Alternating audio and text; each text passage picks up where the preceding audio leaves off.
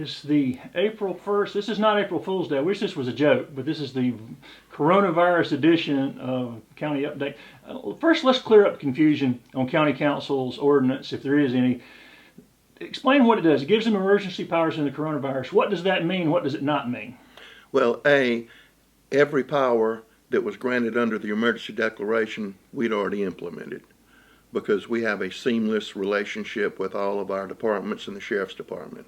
So all of those items were done, but it really puts us in a better posture to receive any state and or federal funds. It also streamlines some activities that will allow us to move quickly and deal with situations by transferring resources from here to there. And that's all it does. It does not grant dictatorial powers. It doesn't grant martial law or any of those things. Just those reasons I explained. So the people who are calling asking all these wild questions, it doesn't add anything. Nobody's changing anything. This just gives us the legal authority to seek, and particularly the idea of seeking grants, right? Well, seeking grants, but also if we have to make an emergency purchase of face masks and material like that, it streamlines that process a little bit. Do we still do it competitively?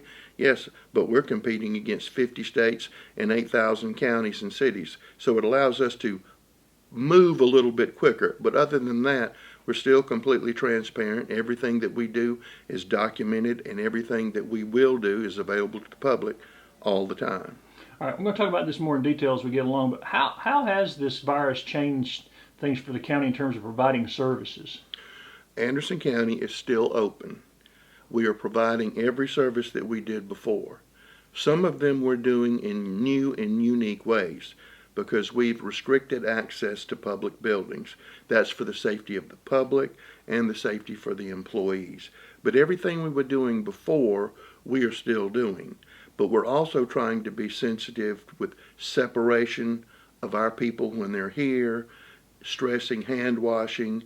We have in some cases an A and B shift, and just trying to keep everything running, because it's our job, no matter what's going on, is to make sure that the government is up and running. We get emergency requests for this, emergency requests for that, and we're responding just like we always did. Now, some of your face-to-face transactions might take, instead of in the past take an hour, we might have to take a day. Two of the worst emails I received were from surveyors who said that we were trying to put them out of business because we were closed. And then we replied that we were not closed, and we didn't know where they heard that information. And they were both delighted and pleased with that, but they never bothered to write back and tell anybody that they were now pleased and delighted, other than their friends. Yeah, you don't get, I bet the bulk of your calls are not pleased and delighted people, even in the best of times. No, they're not pleased and delighted. Well, you got some county workers are working at home. Who are some, just so people will know what's still going on, who are some of the essential employees that are still having to leave home, come to work? Well, naturally, our 911 dispatchers are having to come to work, and they're receiving zillions of calls. So they're working, all sheriff's personnel are working, and you might notice that there are more sheriff's deputies on the road because the school resource officers are not at the schools. So they're on the road. The same with the city police, too. So you're seeing more police officers out because they're not doing school resource work. But I mean, roads and bridges are still working. All of our landfills are still open. As a matter of fact, we have received more debris and recycling than we do at Christmas. And that has to do with people who are staying home and catching up on all their chores and carrying things to the landfill. So we're doing that. But even that's a little different, because in the past we would try to come out, and if you were an elderly person or you needed some help, we would actually try to physically come over there and help you. But now, because of the coronavirus, we really, and I mean, we have some of our guys saying, we really want to be able to go. We say, no, you can't do that, because you could infect them or they could infect you. So pretty much everything is still up and running. You just can't get in the door. People forget, though, you mentioned roads and bridges, the people that are keeping the wastewater treatment plants running and all this. There are people out there, and even, and I know it's not a county thing, even to electricity, and there are people out there that have to be working so we can stay home and work. Well, and you've got a lot of employees staying home and working too, right? Everybody who can work from home, they're at home. And there's a skeleton crew everywhere else as long as you can work from home. And we're also trying to be sensitive to people who have underlying conditions. And we also have some employees who have people who have the coronavirus and that's very hard on them. So we're trying to be sensitive to that.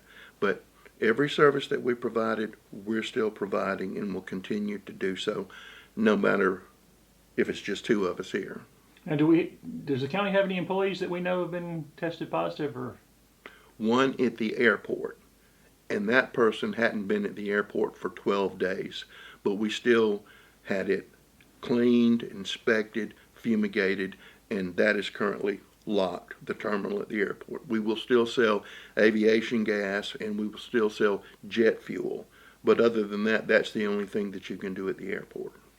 How will this situation affect long-term projects like roads and construction and other things? Well, one of the things, this is also the time of the year when you begin work on your budget. Well, you really work on your budget all year. When you finish the last budget, you're looking towards the next year's budget. And we know there's going to be a decrease in revenues. So the county's already begun tightening their belt, and we always run lean and mean. As I've said before, our county, for counties our size, we have fewer employees than anybody else. Total sheriff and total county employees is less than 1,000. About 600 are law enforcement personnel, the rest around 400 here. But we're still doing what the public expects us to do, and they should expect us to do it because they pay our salaries. So it'll just be time delay because of the thing. I mean, things that were under construction and things like that are going to be, everything's going to be held up for a while, not just in Anderson County, but everywhere. What about planning? I mean, this has to be sort of a logistical nightmare because when you push everything out, that pushes planning out. What's happening? Yeah, but we're adapting to that. So those issues like that, like some of the projects that we wanted to get done, we've kind of put on hold, or we're trying to wait for things to settle down because we really expect the next 3 to 4 weeks are really going to be bad and going to be critical. And I take that from the president's remarks that hold on, the next 2 weeks could be catastrophic. But if you have 2 weeks catastrophic in the large population centers, you know that's going to trickle down to us. So it's weird times. I talked to Mr. Bill Brissy the other day. Mr. Brissy, most people in Anderson know who he is. He's 88 years old, has more energy than me and you, still works every day, runs the touchdown club and everything else. And he said in his 88 years he had never seen or experienced anything like this. Yeah, is it too early to tell how the county's self-insured health plan will be affected by this? Or? So far we haven't taken any licks because of this under the county health plan. So keeping our fingers crossed. What about county council meetings for the foreseeable future? That last teleconference was not ideal, to put it kindly. Are there plans for online telemeetings, and is there going to be better technology? There will be better technology, but you will understand that I've talked to my colleagues around the state. I talked to the former county attorney, Mike Pitts, who's now with the city of Greenville, and he said they had one of those, and he said it was a complete disaster. So I think you're having a lot of cities and counties trying to figure out how best to do this and allow public input, and that's a challenge to do that. Greenville, when they were going to do their ordinance on stay in place, they were going to give the public until 3 o'clock to call in, and then at 4 o'clock they would have a meeting, and they would take the public comments and reflect on them before the meeting at 4. But I mean, you don't like to do government in the dark. People are suspicious anyway. And so, thank goodness we don't need a council meeting this week, possibly not next week. Our county ordinance says that we have to have at least one meeting per month. But I can assure you that county council is really concerned about having a meeting that the public cannot participate in. And until we can figure out, and everybody has a great solution, and I haven't seen a perfect solution yet. I was even thinking we would all go stand 10 feet apart and do it in front of the new courthouse, and then the public could come stand in the courtyard. But anyway, we're not there yet, and we're not with a great technology, and we've had so many wonderful people tell us, you should do this, you should do this, you should do this. Trust me, we're looking at every one of those to see which one is the best and still allow the public to participate. So y'all haven't found anybody with one that really works? I hadn't seen one that's super fine that does it perfectly. It's big enough, yeah. And I haven't seen anybody else find one either. Because the key is to be able to, like I said, even if you can't allow comments, to be able for people to listen but not be able to talk, because that's what killed the last one. Everybody Yeah. talking over everybody, and But hit the mute button has been very popular. We were on a conference call this week with all 46 county administrators with DHAG, and they wouldn't hit the mute button then. So, I mean, I've had more than one of those meetings. all right. So big thing though, county's working on the budget for next year. How has the virus impacted that work, and how has it impacted this year's budget? Well, I know this year that council's looking not to do anything that would add a burden to taxpayers. That's what every member of council has stated. Because of this, because we know that small business is taking a dramatic hit. We know that our large manufacturers are taking a hit. We don't expect the economy to be really good for a while. So the county council does not want to add to that burden. As a matter of fact, they want to look at ways to lessen that burden. So that's what everything is going on about. But this time, or around this time, we would be having public meetings and working on the budget, and the public would be invited. But now if you do that, you're going to kill the public, you're going to kill the council. So again, it's hard. Now, by May 15th, we have to have some kind of first reading. Our ordinance states that. So we're still trying to figure out the best way to do that. But I wouldn't look for any drastic actions by county council. I know that our treasurer, Jason Phillips, is looking to see if he can delay penalties on people who could possibly lose their houses for tax reasons and things like that. So the county council is very well aware of how bad things are, and they want to be the help, not the hindrance to it. But again, with suspicion, and there is a lot of suspicion not only in Anderson County but across the country, you have to be as transparent as you can, because people always say, well, you did this, but you really were trying to do this. No, we're not that smart to be doing that. So, Will that first reading, when it is put together, be online so people can? That's May 15th. I don't know what the world will look like in May 15th. All I can tell you is we have to have one. But it'll be available for people. It will be available, and people will get to see everything. Captain David Baker and his team already had some crisis plans in place, maybe not for a pandemic, but how did that help the county respond more quickly? We have had, and Lieutenant David Baker is a godsend in the role he is. I just promoted him to captain. Maybe they'll. Well, I call him Lieutenant General, so that's fine. Okay. And Josh Hawkins, or Shaggy as everybody knows, his assistant, and the whole team over there have been working 7 days a week, all hours of the night. But our past experiences with weather events and things like that, we know how to do this. Nobody knows completely how to do a pandemic. Did we have a plan for that? Yes. Is that plan, parts of it work, parts of it don't. So we're really making up a lot of stuff as we go. What do we do with the homeless population? That is a very big concern. You have to say, God bless the Salvation Army for everything they've done to help us.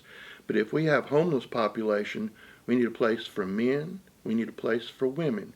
We also need a place for people who are simply being quarantined and people who are positive. You're looking at 4 separate areas. And his families too in that. And it's families involved in that too. So we're working hand in glove with the Salvation and other partners, finding places to do that. We're pretty close to doing that. We also have placed porta-johns, or portable toilets, in areas around high density areas. And we've also put hand sanitizing stations out for the homeless and anybody who happens to need it. The city has a porta-john at Triune Mercy Center. Reverend Kurt Stutler's South Main Mercy Chapel. South Main Mercy Chapel down there. I'm confused. But Kurt's doing noble work down there, and they're feeding people every day. I want to put a pitch in. If anybody's got a stray dollar, you need to send it to the Salvation Army. If anybody's got a stray dollar, you really need to send it on Meals on Wheels. Before the crisis started, they had a waiting list of 400. That's before this happened. That has accelerated, and they can feed so many more people, and one meal probably cost around $5. So any small contribution to Meals on Wheels would be appreciated. All of our charities are doing a whole lot of work, but we serve as a funnel for Meals on Wheels to receive a lot of funds from the state and feds. So we're more We know what they're doing, but they're feeding people. The schools are doing a remarkable job feeding AIM. kids. AIM's doing a remarkable job. United Way, can't say enough about what they're doing. They stepped up first with the backpack program to make sure that people are getting fed. And if I'm leaving somebody out, Soup Kitchen's doing them. Everybody is really pitching in, and a lot of them are doing it to their danger. I mean, our frontline warriors are our doctors and nurses. They are the ground troops. They're the shock troops. They're the ones that are getting it every day, and they're doing a wonderful, wonderful job. Can't say enough about them. And the janitorial people in the hospitals that are. And the janitorial people everywhere should be getting awards and prizes and everything A like parade. that. Yes, we might have one.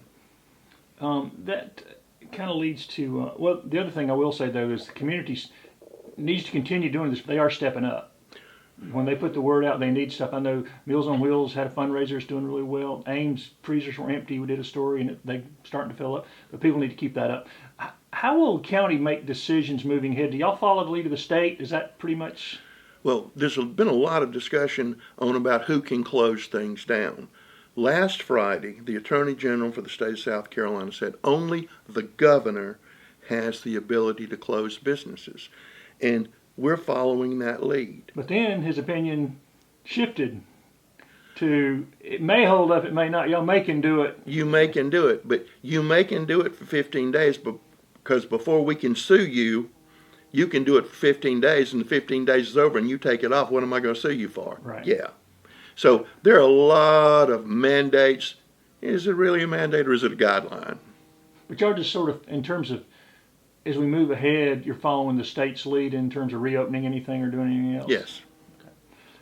It's a real strange economic development season, and I guess the whole world's in that boat. So I assume it's pretty much at a standstill for economic development? Yes, it's at a standstill. We have projects that want to move forward, but we are not going to have a council meeting just for that to happen, and they understand that.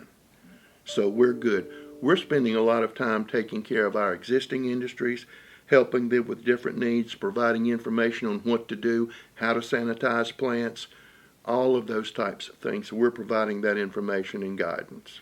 What about projects that were almost completed, like the sign on the 85 border, Green Pine and Dolly Cooper Park constructions? Are they just going to hold? Well, those things that were already funded from last year's budget or even a budget before that, those things are still continuing. Finishing up is the appropriate word. No new projects have been approved by county council at this time. Will the sign be finished soon then? I mean, do we? Pretty soon. Okay. I know that's, Pretty soon, in time enough for us to close the border.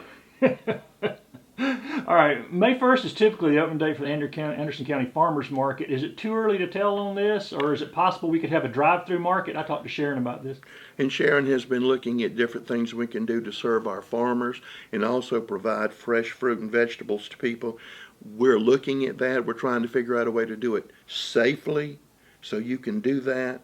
And Sharon Nicometta, who's a genius, is working on that along with Glenn Brill to see if we can do something on that. But we won't have people congregating anywhere to do anything. So, I mean, the idea I mentioned to her was, you know, if particularly if it drags on into June, people could say, I need tomatoes, order them in advance and go and have somebody bring them to the car and those kind of that place is set up good for a drive-through. Yeah, it would serve as a drive-through. Another thing before I forget it, the Anderson County Fair has been postponed. That has already happened.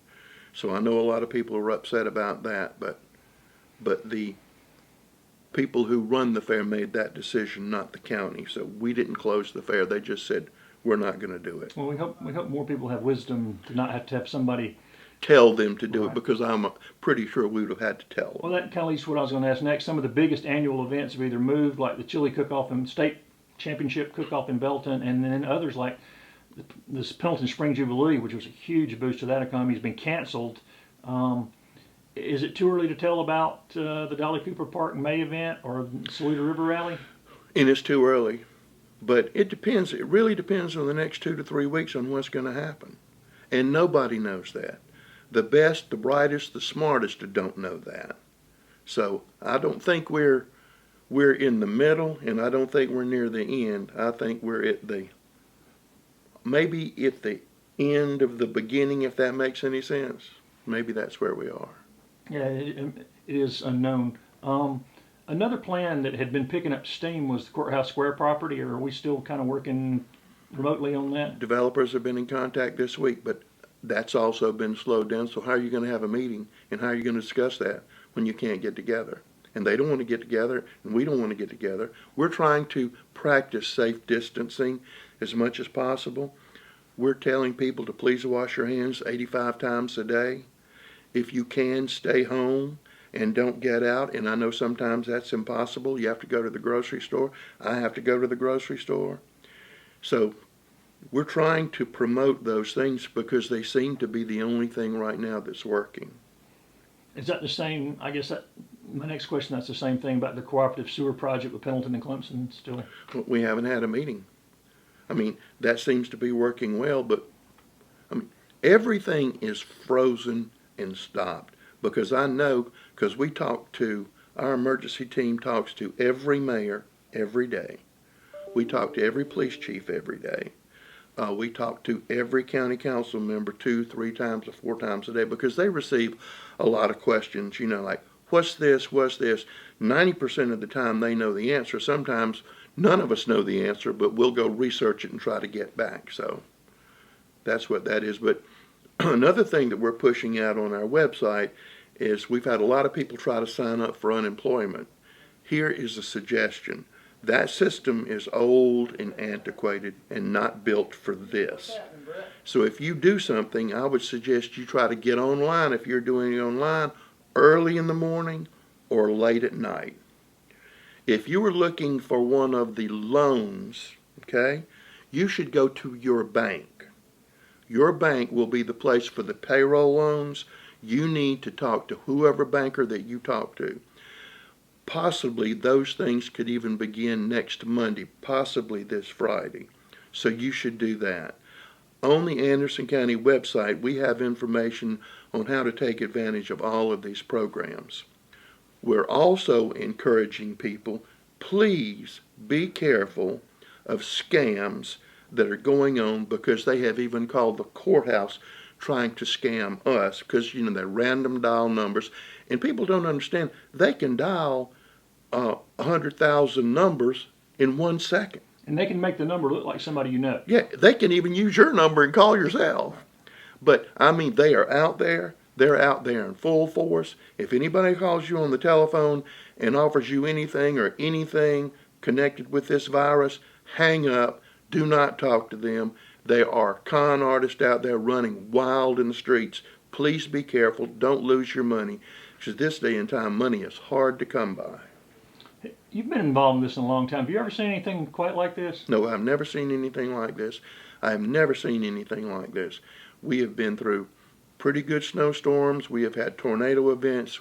Nobody, as I remember telling you, Bill Brissy, 88 years old, nothing like it. When you ride down in the middle of the day and Main Street looks like a ghost town, something's up. When you can ride up and down Clemson Boulevard freely, something's up. When traffic on the interstate is 2/3 down, something's up. The one thing people can do, and the census has already started, even though the virus is hit, And please remind do people why it's critical that they take part in the census.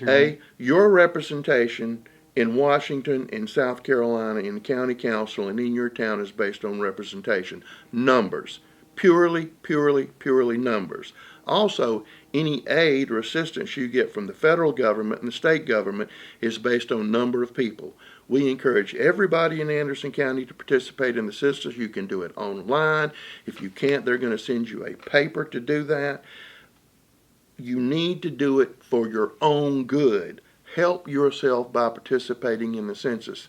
And people always need to remember when they talk about, well, that's not in the Constitution. Well, the census is in the Constitution, and it's mandated that we will do that every 10 years. And our founding fathers had a good reason for putting that in there as one of the foundations of this country. And people can do that from the privacy of their home, either by phone, mail, or online. They don't have to text anybody. And I can tell you right now, from our early numbers, we're about 25 participation all around the county. That's including towns.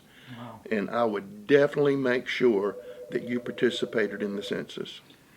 In the middle of all this other stuff, there have been some bright spots and creative thinking in the county. The library has, Faith Line and her librarians have the temporary library cards, electronic, so people can get books, movies, games, all kinds of stuff for free. You can get hundreds of free services from the library. You can call and get a temporary library card. Or just go online and get Or it. go online and get it, and you can access magazines, books, anything, and it Comic doesn't books, cost movies. you a dime, and it's there. And I can assure you that the people at our library are starved with desire to help you as much as they can. They are eagerly waiting and want to be of service, and they have been, because I think they've seen a big jump. So please avail yourself of that service.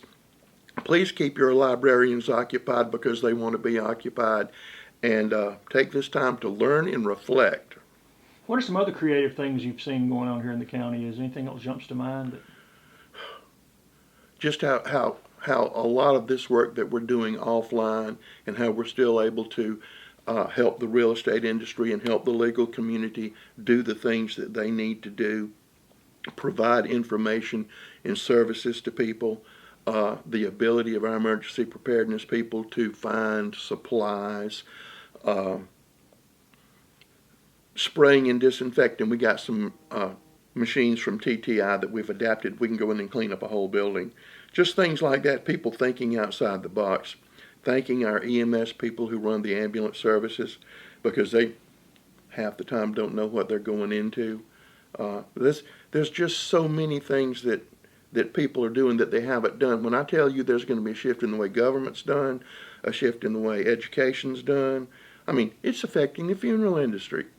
Right now, things are different, and a lot of things will go back to the way they were, but a lot of people say, we didn't think about doing this way, but this may be a better way for us to do it. So it's interesting. And one of the things, just talking to the employees in the county, how much they appreciate the teachers reaching out to their kids and teaching them. Matt Shell, our parks manager. Matt's only about 6'6", 300 pounds. And he was telling me how his children's teachers were helping him, and I thought he was going to cry, because he was so touched about the sacrifice they were making to make sure his kids didn't miss anything. And But you're seeing that all over the told county. me about teachers volunteering to ride on these buses to deliver meals, and that the kids just are so glad to see them. And the teachers people forget who people they hear shutdown, they forget who all's still out there putting themselves at risk and really trying to serve the community. And some of our employees that we told to stay home because of their health things, and they're calling them, I want to come to work. I don't want to be here.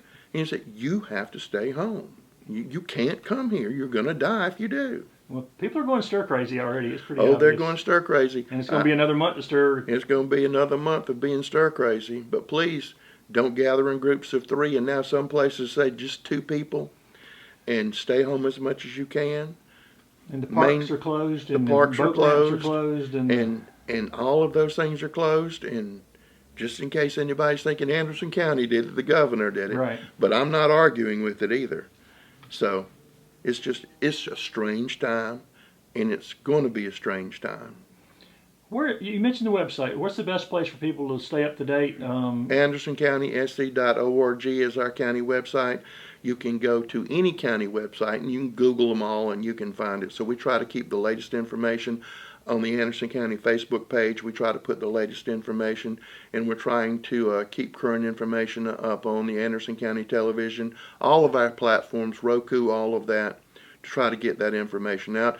I strongly suggest they go to the Anderson Observer, because that's currently updated on a regular basis and usually has the latest information. So there's just a whole lot of ways to get the information. County's Facebook and Emergency Services Facebook. Emergency Services Facebook. And there's also a whole lot of places to go get bad information. You don't have to go to get it. It comes to you. And so you can get a lot of bad information that's not true.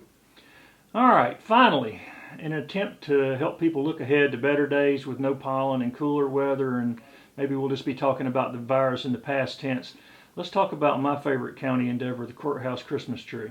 Yes. The cost of the tree and upgrades have already saved the county thousands of dollars, and the savings now are just, it's like we got a free tree. Yes. What about the continued growth of the tree? At the current rate, I did the math, it looks like we will actually pass the size of the Rockefeller Plaza tree in 2030. How likely is this to happen? Well, I know that we've placed the electric fertilizer around the tree as we do every year after we take it down. And from when I've talked to our facilities people, it's growing pretty good. So I have a sneaking suspicion it will be taller next year. So in 10 years, we could be at 80 feet. And then we will be the center of the world. Anything else people need to know? Please stay home if you can. I understand you can't always stay home. Please reach out to those charities that we talked about. I know money's tight. I know very well money's tight. I know people are losing their jobs. One of my daughters is one of them. And so if you can help anybody, please try to reach out and help them. And of course, my daughter who lost her job had 2 other jobs, so she's still all right. She's only doing 1 job as opposed to 3. But anyway, please stay safe. Please maintain social distance. And if there's anything that we in Anderson County can do to help you, please let us know. We're here. We're answering the phones.